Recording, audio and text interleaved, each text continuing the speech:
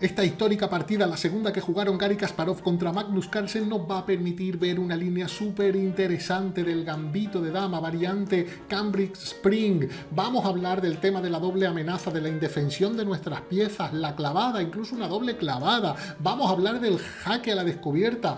Vamos a ver, os voy a dar durante este vídeo un consejo súper útil para cómo tenéis que actuar cuando estáis calculando y hay una jugada que os molesta mucho. ¿Qué es lo que hacemos? A veces cometemos un error en el cálculo en esas posiciones. Os voy a dar un consejo para que calculéis mejor y vamos a disfrutar ya con esta partida con Magnus Carlsen de 13 años y Garry Kasparov. Justo el día antes de esta partida se habían enfrentado por primera vez un Magnus Carlsen con tan solo 13 años contra el ogro de Bakú, contra Garry Kasparov. Podéis ver, la partida fue una partida blitz, ya está comentada en este canal, la podéis ver ahí arriba en la esquinita en el link. Y vamos a verla porque esta vez Magnus Carlsen jugaba con las piezas blancas, se produce un gambito de dama, las negras responden con una defensa eslava que en realidad transpone ahora de momento a una semi-eslava, pero bueno, después del alfil G5 se llega a la variante, a la famosa variante Cambric Spring del gambito de dama.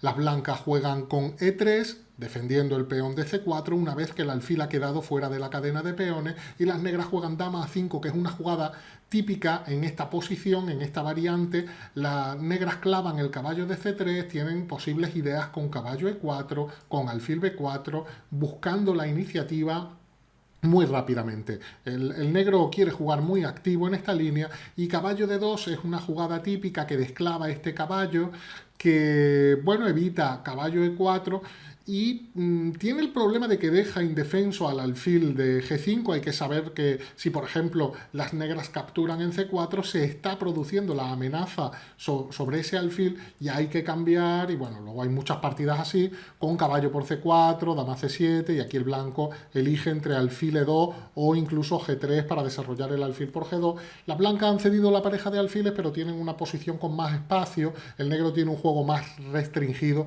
a pesar de esa pareja de alfiles. Kasparov jugó en realidad con alfil B4 amenazando ganar un peón tras los cambios en C3. Las blancas vienen a defender precisamente el peón de C3, poniendo un ojo también en la casilla E4. Insisto en que caballo E4 es una idea en estas posiciones que el negro quiere plantear, y tras el enroque las blancas continúan con su desarrollo normal. Llega una ruptura inmediata, hay otras partidas que han continuado con D por C4, pero esto viene a ser muy parecida a la línea que decíamos antes, donde el negro queda un poco restringido. Como digo, este E5 es jugar a intentar abrir la posición. El rey de las blancas está todavía en el centro y el negro quiere jugar muy activo con ese E5.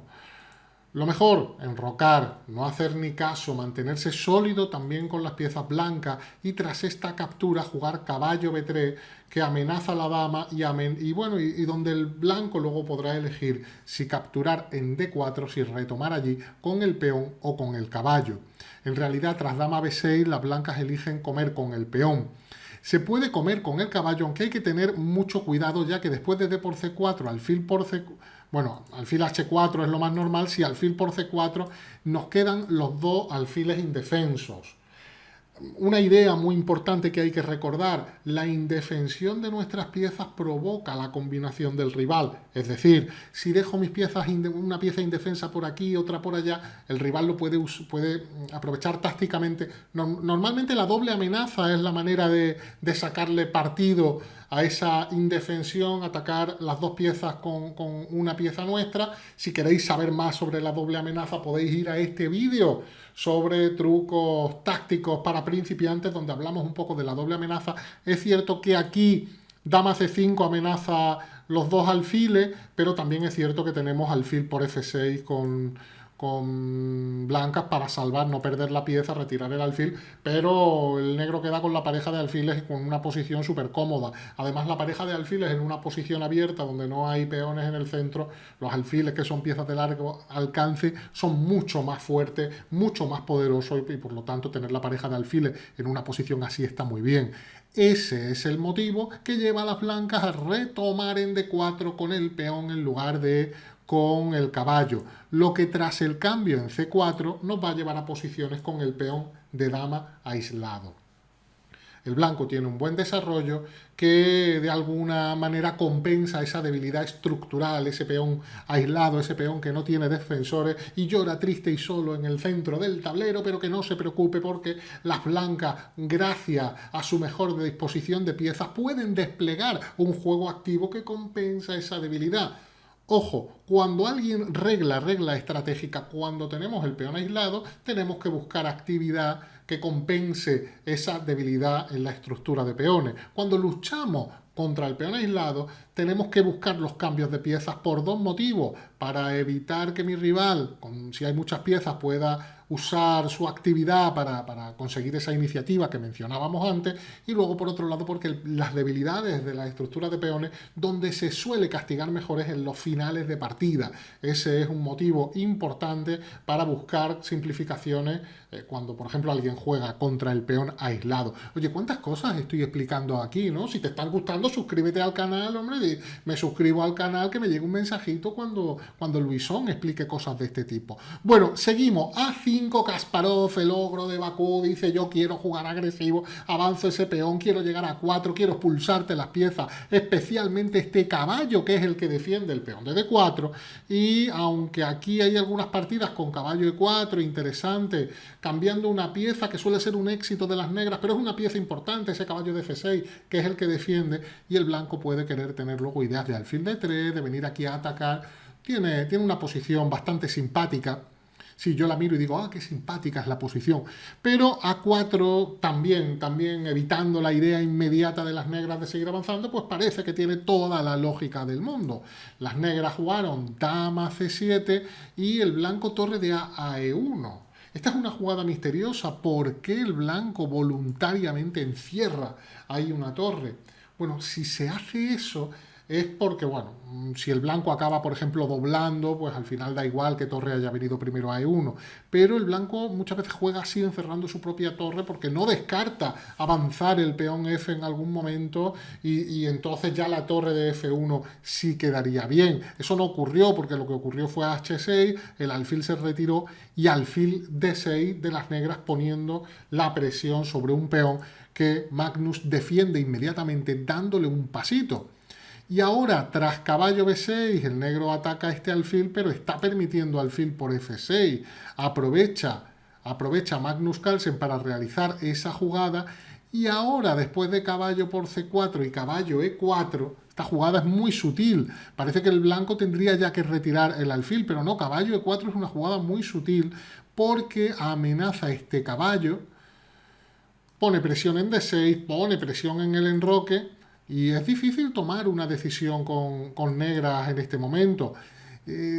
La decisión en realidad de Kasparov fue dar este jaque. Y tras esto, bueno, hay que decir que en lugar de alfil D6, seguramente en lugar de alfil D6 que ha jugado, lo mejor que no he mencionado era caballo B6. Caballo B6 para venir a bloquear. Me hace alfil de 3 y el negro viene ahí, bloquea. Esto debe ser lo mejor. Aquí el negro está muy bien. Ha bloqueado el peón aislado, está feliz, ahora tendrá que intentar cambiar piezas, pero no se ve cómo el blanco va a conseguir un ataque, o por lo menos el negro tiene una posición donde, bueno, completará el desarrollo. El único problema que tiene es desarrollar ese alfil, luchar por la columna E, y todo está correcto. No he mencionado ese detalle, pero como decía, alfil de 6 H3, caballo B6, alfil por F6, y aquí estábamos comentando que después de este caballo por C4 hay un caballo E4 muy fuerte de las blancas, amenazando aquí, reforzando en F6, amenazando también por aquí. Y la sutileza es que después de este jaque, rey H1 y caballo D6, este es un momento importante. Da mucho miedo con blanca jugar rey por H2 en esta posición cuando mi rival tiene descubierta. Entonces muchas veces tomamos decisiones en ajedrez siguiendo el miedo. Veo una descubierta, luego tengo que calcular luego muchas cosas, qué es lo que ocurre después de la descubierta. Hay que calcular. El jugador de ajedrez cuando está en una partida tiene que realizar ese trabajo de cálculo. Pero no puedo decir simplemente, bueno, pues voy a... Rey por H2 no, que vienen las descubiertas. A lo largo de los años he descubierto que muchos jugadores piensan así.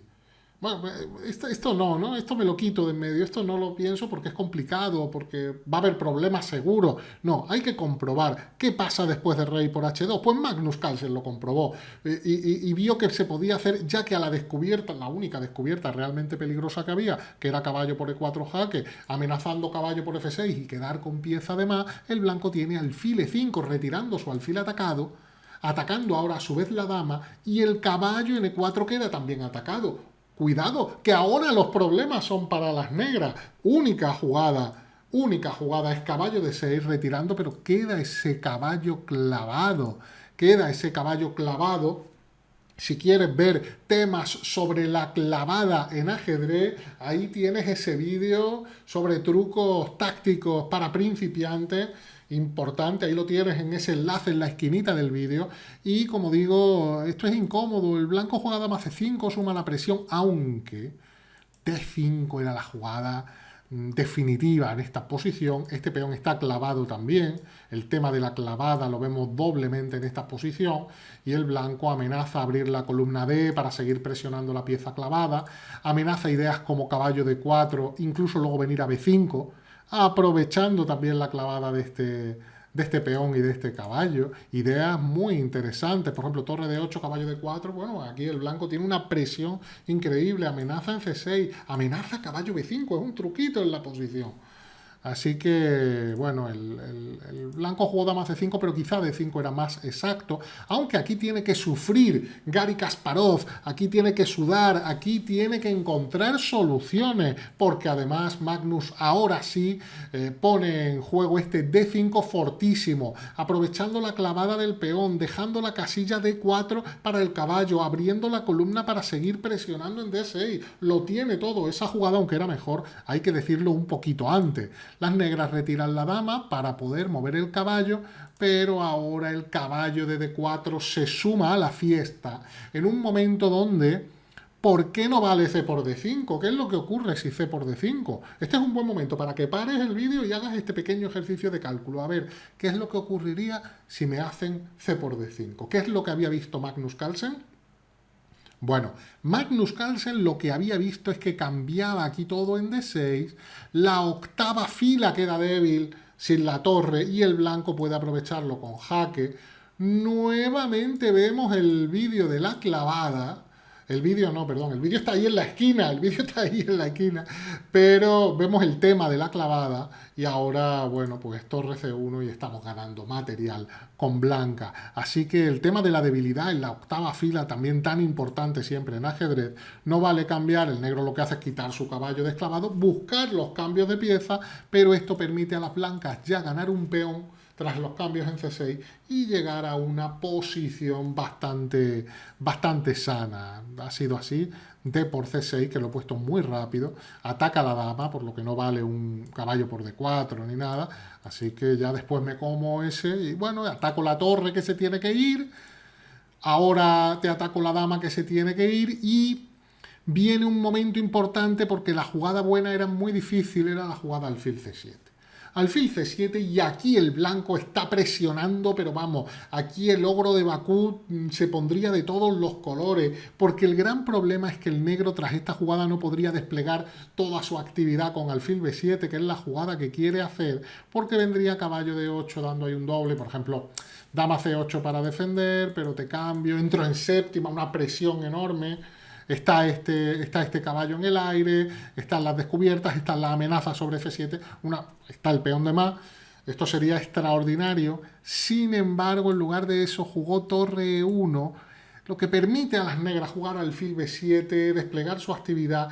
Y ahora, después de caballo D4 y los cambios, aunque el blanco está mejor, claro, y tiene un peón de más, se llega a una posición de alfiles de distinto color y piezas mayores, que son unas posiciones muy importantes. Alguno me decía el otro día en el comentario de un vídeo, oye, siempre comenta los mismos temas. Es que son temas que aparecen mucho y claro, el que llega nuevo, que nunca ha visto un vídeo donde se ha explicado esto y está viendo este vídeo, pues merece saber que en las posiciones de alfiles de distinto color, un peón de más o un peón de menos no es tan importante, porque si se llega a un final de alfiles de distinto color es muy tablífero, pero lo importante es la iniciativa. ¿Quién tiene la iniciativa? Las posibilidades de ataque. ¿Quién llega contra el rey del rival primero? primero, porque si tú creas amenazas por las diagonales de tu alfil, el rival no tiene un alfil para combatir, para defender por esas diagonales. Por eso hay algunas posiciones donde estás atacando y parece que tienes pieza de más, porque la pieza del rival no puede defender tus amenazas. Importante regla estratégica. Pero aquí el alfil del negro también es un cañón. De hecho, vemos aquí como la dama viene a defender G7, pero viene a amenazar un pequeño jaque mate. ¿Que me quieres dar jaque mate? Dijo Magnus Carlsen con tan solo 13 años. Y entonces Gary dice, oye, que no me puedes hablar, que estamos en una partida de ajedrez. Árbitro, ¡buah! Se lió allí una... Bueno, eso no ocurrió, pero hubiera estado divertido que ocurriera algo así. El caso es que las blancas hacen dama G4 para defender ahí en G2 y ya tras los cambios, esta posición, a pesar del peón de más, es muy tablífera. Es una posición donde el negro ya empieza a crear la amenaza, B3 tiene los peones en casillas blancas, el alfil va a poder atacarlo, primero expulsa a la pieza, cambia una torre, ataca el peón de B3, que lo defiende el blanco, el negro activa al rey, aquí es muy difícil progresar, vuelta a atacar, es verdad que el blanco puede hacer B4 para salvar el peón, pero tras los cambios, claro, si capturas aquí, si retomas con la torre, los finales de alfiles de distinto color, incluso con un peón de más, es un final tablas muy tabla. Entonces, bueno, el blanco no quiere cambiar torres, tiene que jugar así, pero ahora le queda clavado ese alfil. Entonces no es incómodo. Y bueno, mientras el alfil viene a bloquear el avance de este peón y Gary no tuvo ningún problema para acabar empatando, cambia por ahí otro peón. El blanco va a cambiar para defender este peón por aquí, pero esto no va a cambiar los acontecimientos porque las negras tienen la torre activa y la ventaja del peón es casi simbólica en esta posición. Después de rey F7 y torre aquí, el negro jugó G5, encontrando refugio en G6 para su rey, y la cuestión es que ahora tiene este alfil F1 tocando G2, el blanco tiene que jugar alfil F2 para defender como ocurre y me como el peón de... En realidad no, en realidad creo que aquí ya se firmaron las tablas, pero bueno, la cuestión es que ya me estoy comiendo este peón y en la partida son tablas muy tablas. Espero que os haya gustado esta partida. Si es así, podéis suscribiros al canal, podéis poner un like, podéis activar las notificaciones y podéis contarnos, porque en este vídeo la lucha es muy desigual. Kasparov contra Magnus Carlsen. ¿Contra quién? Al final, pero por lo menos llegaron a enfrentarse, aunque Magnus Carlsen fuera muy joven. ¿Contra qué jugador de la historia te hubiera gustado ver enfrentado a Magnus Carlsen? ¿Y qué crees que habría ocurrido en ese encuentro? Dínoslo en un comentario, nosotros nos vemos en el próximo vídeo. Hasta entonces, un fuerte abrazo, amigos. Esta segunda partida que jugaron Gary Kasparov contra Magnus Carlsen nos permite ver una variante muy interesante del gambito de variante.